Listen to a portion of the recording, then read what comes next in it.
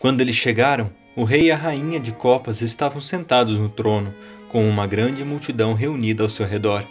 Todo tipo de passarinhos e animaizinhos, além de todo o baralho de cartas.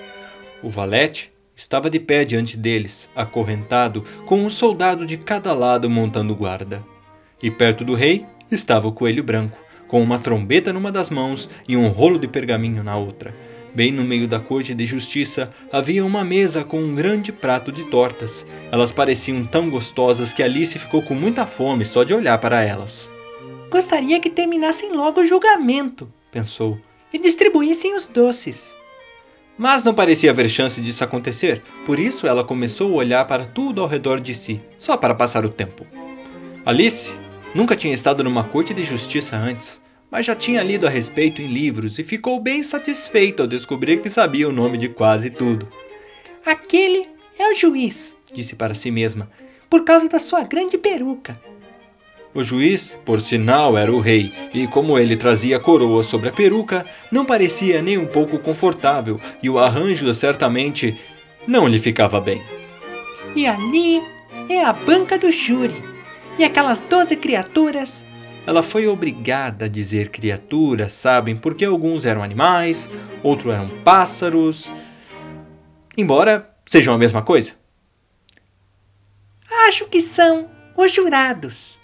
Ela repetiu essa palavra 2 ou 3 vezes para si mesma, bem orgulhosa, pois achava, e com razão, que muito poucas menininhas da sua idade sabiam o significado da palavra.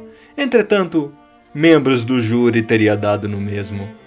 Os 12 jurados estavam todos escrevendo muito diligentemente em suas lousas. O que eles estão fazendo? Alice sussurrou ao grifo. Não podem ter nada para anotar, pois o julgamento ainda não começou. Estão escrevendo os seus nomes? Sussurrou o grifo em resposta. Por medo de esquecê-los antes do fim do julgamento? Nossa, que estúpidos! Alice começou indignada em voz alta, mas calou-se apressadamente, pois o coelho branco gritou. Silêncio na corte!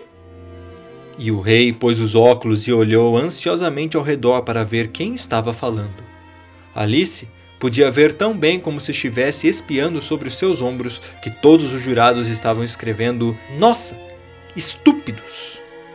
nas suas lousas. E ela pôde até observar que um deles não sabia soletrar estúpido, e teve de pedir ajuda ao seu vizinho. Que bela mixórdia vão estar essas lousas antes do fim do julgamento, pensou Alice. Um dos jurados tinha um lápis que rangia, e isso, claro, Alice não podia suportar. E ela deu a volta na corte para se colocar atrás desse membro do júri, e logo encontrou uma oportunidade de lhe tirar o lápis. Foi tão rápida que o pobre, pequeno jurado não conseguiu descobrir o que tinha acontecido com seu lápis. Por isso, depois de procurá-lo por toda parte, foi obrigado a escrever com o dedo no resto do dia. O que pouco adiantava, pois não deixava nenhuma marca sobre a lousa. Arauto, leia a acusação, disse o rei. Ao ouvir essa ordem, o coelho branco soprou 3 vezes a trombeta. Depois desenrolou o rolo de pergaminho e leu o seguinte. A rainha de copas assou umas tortas num dia de verão. O valete de copas roubou essas tortas. Nelas passou a mão. Considerem o seu veredicto, disse o rei para o júri. Ainda não, interrompeu o coelho. Ainda há muita coisa antes disso. Ora, chame a primeira testemunha. E o coelho branco soprou 3 vezes a trombeta e gritou. Primeira testemunha! A primeira testemunha era o chapeleiro. Ele entrou com uma xícara de chá numa das mãos e um pedaço de pão com manteiga na outra. Desculpe, vossa majestade, começou, por trazer essas coisas comigo, mas ainda não tinha terminado o chá quando fui convocado. Já devia ter terminado, meu filho. Quando foi que você começou? O chapeleiro olhou para a lebre de março, que o tinha seguido até a corte de braços dados com Arganaz. Acho que foi no dia 14 de março. Acho que foi isso. Foi no dia 15, disse a lebre de março. 16, disse o arganaz. Anotem a data, Disse o rei ao júri, e os jurados anotaram ansiosamente todas as 3 datas na sua lousa, e depois a somaram e converteram o resultado em xelins e pence. tire o seu chapéu. Não posso, não é meu. Roubado, hã? Exclamou o rei, virando-se para o júri, que logo fez um memorando do fato. Não. Eu os tenho para vender. Nenhum deles é meu. Sou um chapeleiro. Neste momento, a rainha pôs os seus óculos e começou a fitar o chapeleiro, que se tornou pálido e inquieto. Preste o seu depoimento e não fique nervoso, senão vou mandá-lo executar imediatamente, disse o rei. Isso não pareceu encorajar a testemunha.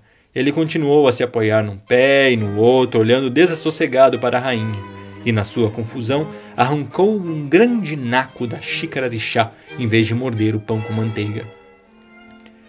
Bem nesse momento, Alice sentiu uma sensação muito curiosa que a intrigou bastante até descobrir do que se tratava. Ela estava começando a crescer de novo. Primeiro, pensou em se levantar e sair da corte, mas pensando 2 vezes, decidiu ficar onde estava, enquanto houvesse lugar para ela. Gostaria que não apertasse tanto, disse o arganaz, que estava sentado ao seu lado. Mal posso respirar. Não posso fazer nada. Estou crescendo. Você não tem o direito de crescer aqui. Não diga tolices. Bem sabe que você também está crescendo. Sim, mas eu cresço a um ritmo razoável. E desse modo ridículo não. E ele se levantou muito emburrado e apertado e foi para o outro lado da corte.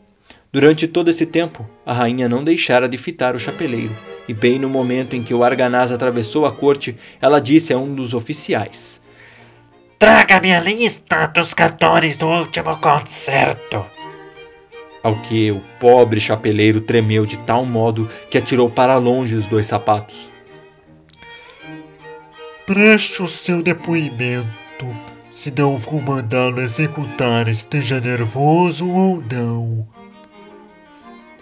Sou um pobre homem, vossa majestade, começou o chapeleiro. E nem tinha começado a tomar o meu chá há não mais que 1 semana mais ou menos, e o pão com manteiga ficando cada vez mais fino e o chacoalhar do chá. Chacoalhar do quê? Começou com o chá. Claro que chacoalhar começa com chá. Acha que eu sou imbecil? Continue. Sou um pobre homem, e a maioria das coisas chacoalharam depois disso. Só que a lebre de março disse... Não disse! Interrompeu a lebre de março. Disse? Nego! Ela nega. Deixa essa parte de fora. Bem, de qualquer modo, como ia dizendo, o arganaz disse... Continuou o chapeleiro, olhando ansiosamente ao redor para ver se ele também negaria. Mas o arganaz não negou nada, pois estava profundamente adormecido. Bem, depois disso, cortei um pedaço de pão com manteiga. Mas o que foi que o arganaz disse, meu filho? Não me lembro.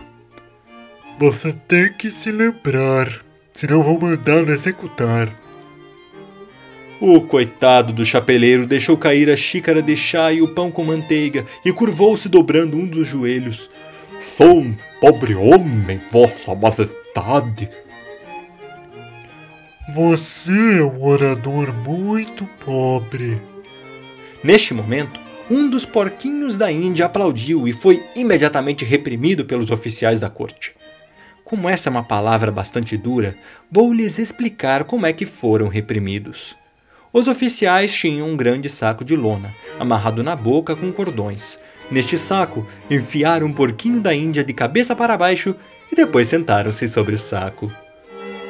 Nossa, estou contente de ter visto essa cena, pensou Alice. Li tantas vezes no jornal que no final dos julgamentos houve tentativas de aplauso, imediatamente reprimidas pelos oficiais da corte. E nunca tinha entendido o que isso significava até agora. Se isso é tudo o que você sabe sobre o caso, pode descer do banco das testemunhas.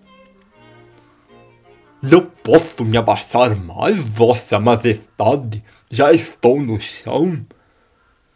Nesse caso, pode se sentar. Nesse momento, o outro porquinho da Índia aplaudiu e foi reprimido.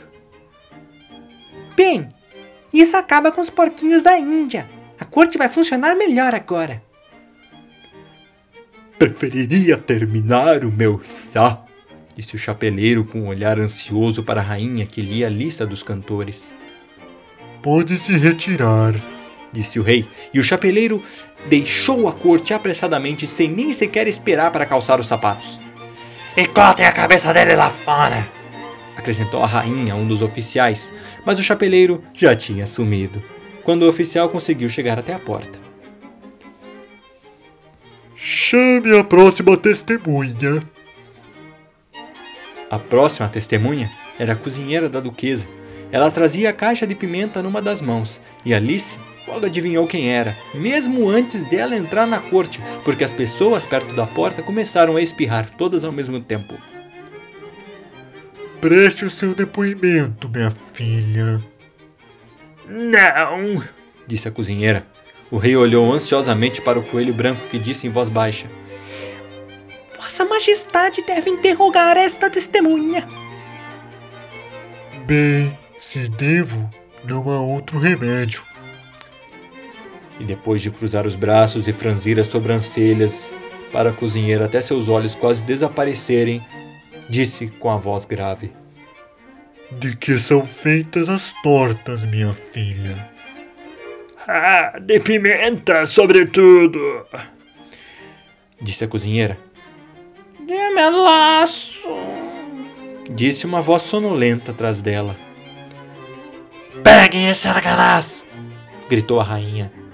Decapitem esse arganaz, ponham esse arganaz para fora da corte, reprimam o arganaz, prendam o arganaz, cortem os bigodes dele. Por alguns minutos, toda a corte se viu numa grande confusão, pondo o arganaz para fora, e quando todos já tinham se acomodado de novo, a cozinheira tinha desaparecido. É bueno, não faz mal. Chame a próxima testemunha. E acrescentou em voz baixa para a rainha: Realmente, querida, você deve interrogar a próxima testemunha. Isso tudo está me dando uma terrível dor de cabeça. Alice observou o coelho branco remexer na lista de testemunhas, muito curiosa para ver como seria a próxima. Pois eles ainda não têm muitas provas, disse para si mesma. Imagine essa surpresa quando o coelho branco leu com toda a força de sua vozinha aguda o nome Alice.